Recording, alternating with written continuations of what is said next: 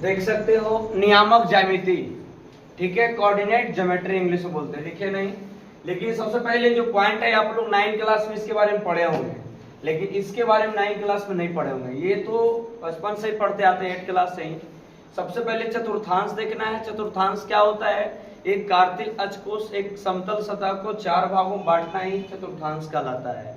अर्थात 4 भागों में बांट देना ही चतुर्थांश कहलाता है, जिसमें प्रथम पाद, द्वितीय पाद, तृतीय पाद और चतुर्थ पाद आता है।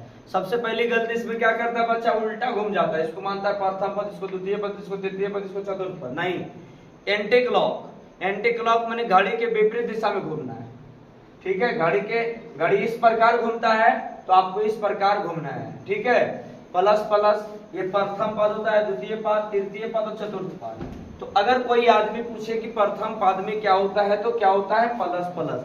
अर्थात कोई संख्या दिया हो 2,3 तो किस चतुर्थांश में जाएगा? तो प्रथम चतुर्थांश में जाएगा। फिर क्या दिया गया? द्वितीय पाद। द्वितीय पाद में क्या होता है कि माइनस प्लस। अगर किसी संख्या के साथ पहला संख्या माइनस हो और दूसरा संख्या प्लस हो तो कहलाएगा किस चतुर्थांश में? द्वितीय पाद में, ठीक है। तृतीय पाद में जो होता है माइनस माइनस होता है, चतुर्थ पाद में प्लस माइनस होता है। कंफ्यूजन करता है यही दोनों में, क्योंकि इसको बनाता है इसको और इसको बना देता है इसको, क्योंकि ये प्रथम पाद में प्लस प्लस, तृतीय पाद में माइनस माइनस, द्वितीय पाद में माइनस प्लस, चतुर्थ पाद में क्या होता है? Plus minus. कहेगा सर पाद बोलेंगे, चतुर्थांश बोलेंगे, क्वाड्रेंट बोलेंगे, सब एक ही नेम है। तो आप लोग देख सकते हैं प्रथम पाद में प्लस प्लस, द्वितीय पाद में माइनस प्लस, तृतीय पाद में माइनस माइनस, चतुर्थ पाद में प्लस माइनस। फिर क्या है स्टार में कि मूल बिंदु का नियामक 0,0 होता है। ऑब्जेक्टिव पूछेगा क्लास 10 का कि 0 मूल बिंदु का नियामक क्या होता है, तो 0,0 कि x, y, x, y कि x 0,x, y, 0 इस प्रकार भी रहेगा मूल बिंदु का ऑब्जेक्टिव में। मूल बिंदु का नियामक 0,0 होता है। नियामक अगर पूछे तो x, y। भुज क्या होता है? दी गई नियामक में पूछेगा भुज, जैसे 2 और 3 में भुज कौन होगा? तो पहले आप लोग को पता होना चाहिए भुज का क्या होता है, कोटि क्या होता है। भुज माने x अक्ष और कोटि माने y अक्ष। आज कंफ्यूजन होता है बहुत ज्यादा इसमें कि भुज किसको कहते हैं और कोटि किसको कहते हैं। अगर कोई आदमी प्रणाम करता है तो पहले भुजा फैलाता है, उसके बाद नमन करता है। अर्थात भुजा से कोटि कोटि नमन करने पर पहले x अक्ष आएगा, उसके बाद y अक्ष आएगा। तो x अक्ष वालों को बोलेंगे भुज और y अक्ष वाले को क्या बोलेंगे? कोटि बोलेंगे।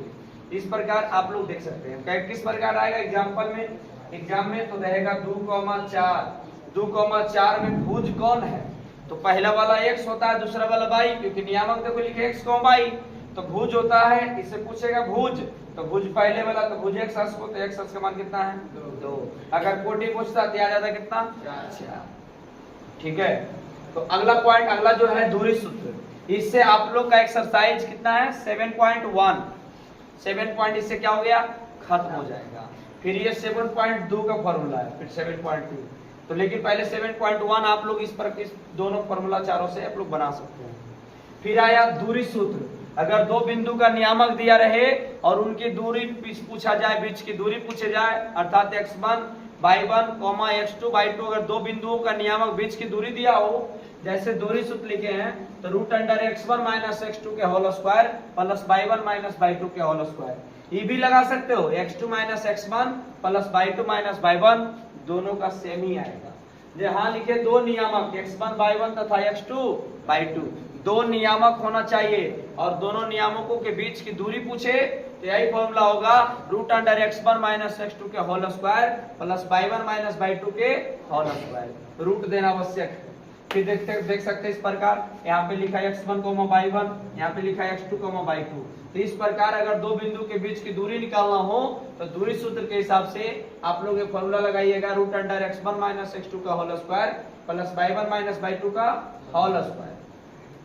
फिर आता है मूल बिंदु से बीच की दूरी।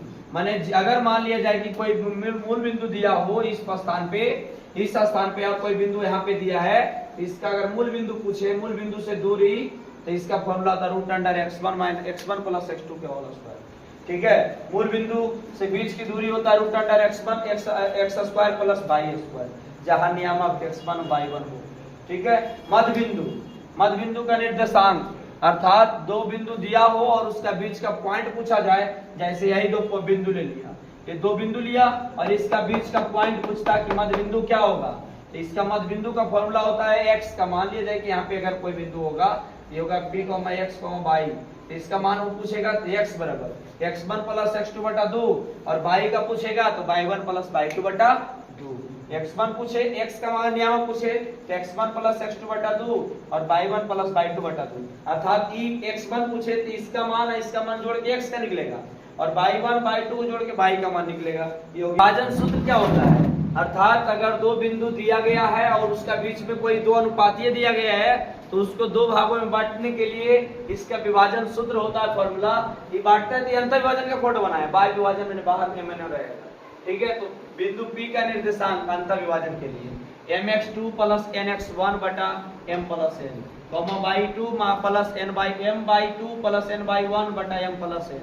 अगर अंतर विभाजन कहे तो प्लस और बाह्य विभाजन कहे तो माइनस, सेम क्वेश्चन है, ठीक है। बस एक फॉर्मूला याद रखे, दोनों याद हो जाएगा, mx2 प्लस nx1 बटा m plus n, m by 2 plus n by 1 बटा m प्लस n। बाह्य विभाजन अगर पूछे, ये अंतर विभाजन ज्यादातर अंतर विभाजन ही पूछता है, बाह्य विभाजन बहुत कम। तो बाह्य विभाजन क्या होता है, mx2 माइनस nx1 बटा m minus n, m by 2 minus n by 1 बटा m माइनस n। ये आप लोग का 7.3 का फॉर्मूला हुआ, तो आप लोग 7.1, 7.2, 7.3 आप लोग बना सकते हैं इस वीडियो के माध्यम से। जैसे अगर मान लीजिए एक नियामक पूछे जाए, बीबीआई क्वेश्चन अगर आता है तो पहला क्वेश्चन आएगा, जैसे अगर रहेगा -2,3 किस चतुर्थांश का है, किस चतुर्थांश का है या किस चतुर्थांश में है, ठीक है।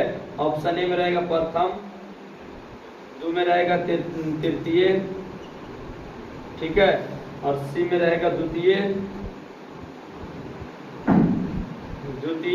और डी में रहेगा नन माने कोई नहीं।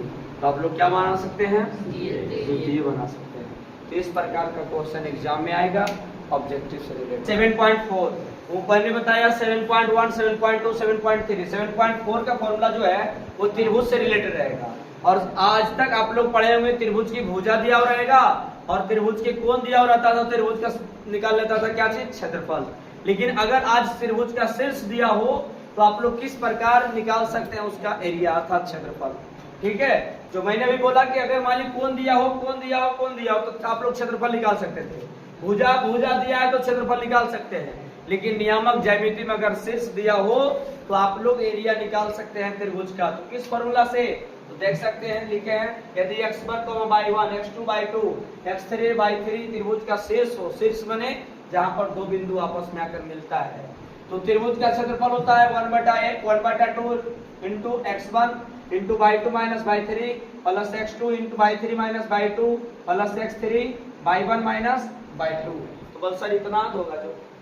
तो याद करने का एक सिंपल तरीका है, क्या चीज आप लोग लिख सकते हैं, क्या चीज 1/2 into x y minus by x, ठीक है, x y माइनस y, ठीक है, थोड़ा सा दूर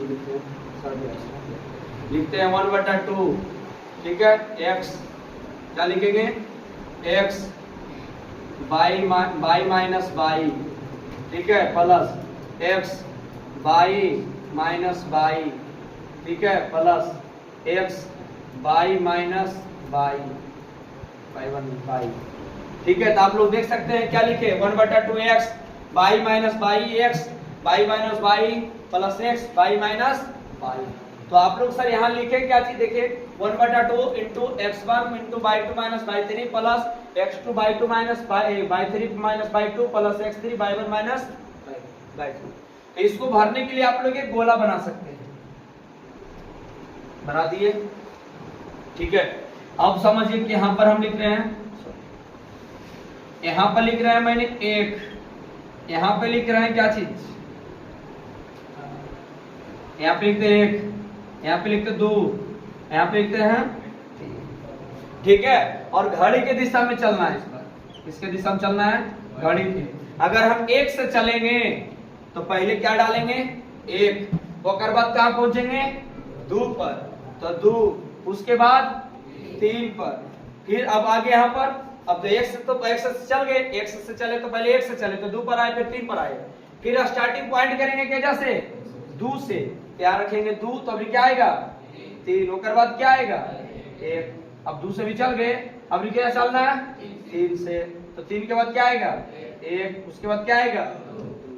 तो इस प्रकार आप लोग क्या कर सकते हैं, बना सकते हैं, लेकिन याद करने से ही बेस्ट है, क्योंकि ये सब ट्रिक को भूल सकते हैं एग्जाम में। ठीक है, याद कर लीजिए direct 1/2 into x1 minus x1 into y2 minus y3 plus x2 into y3 minus y2 plus x3 into y1 minus y2।